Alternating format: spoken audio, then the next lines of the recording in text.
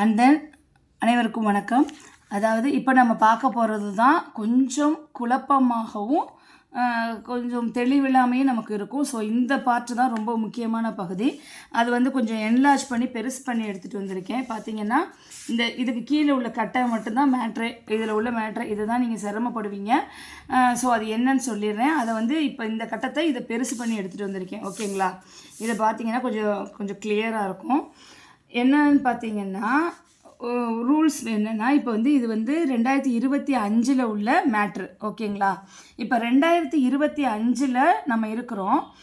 இது என்னென்னா, இந்த எஸ்ஐஆர் வந்து இதுக்கு முன்னாடி எப்போ எடுத்தாங்கன்னா 2002 எடுத்திருக்காங்க. 2002 சில பேர் ஓட் பண்ணியிருப்பாங்க. அதாவது எப்படி சொல்கிறது, கொஞ்சம் வயசானவங்க ஃபுல்லாக 2002 ஓட் பண்ணியிருப்பாங்க.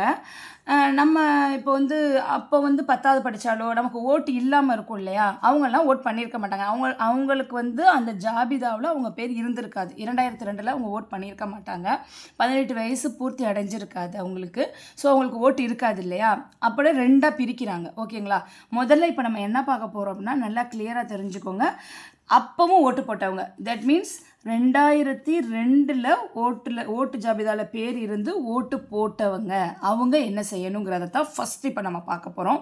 2002 ஓட்டு போட்டவங்க, ஜாபிதாவில் பேர் உள்ளவங்க, அவங்களுக்கான காலம் இது.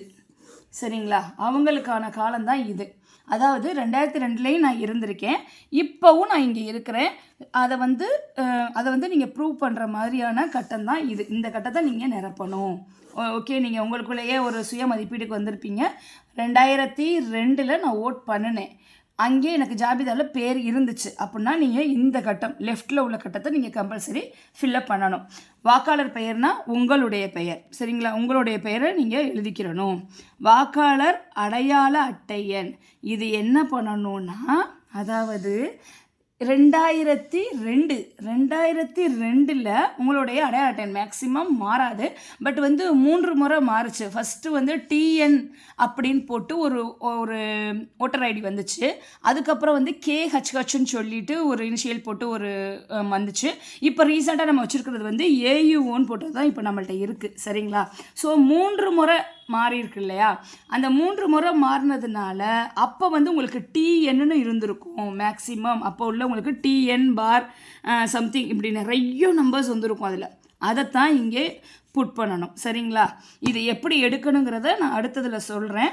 அடுத்தது பார்த்திங்கன்னா உறவினர் பெயர் வந்து எப்போவுமே வந்து அது இப்போ வந்து என்ன பண்ணுறாங்கன்னா அப்பா பேர் தான் போடுறாங்க. மேக்ஸிமம் அப்பா பேர் தான் போடுறாங்க. ஸோ உங்களுடைய ஃபாதர்ஸ் நேம் இங்கே எழுதிக்கிறணும். தந்தைன்னு போட்டுக்கிறணும். அப்பா பேர்னா தந்தை. ஓகேங்களா? மேபி அது உங்களோட சாய்ஸ். அப்பா வந்து எக்ஸ்பயர் ஆகிட்டாங்க, நான் அம்மா பேர் போட்டுக்கிறேன் அப்படின்னா அம்மா பேரையும் போட்டுக்கலாம். No need. ஓகேவா? ஸோ இப்போ வந்து இதில் வந்து மாவட்டம் ராமநாதபுரம். ஓகேங்களா?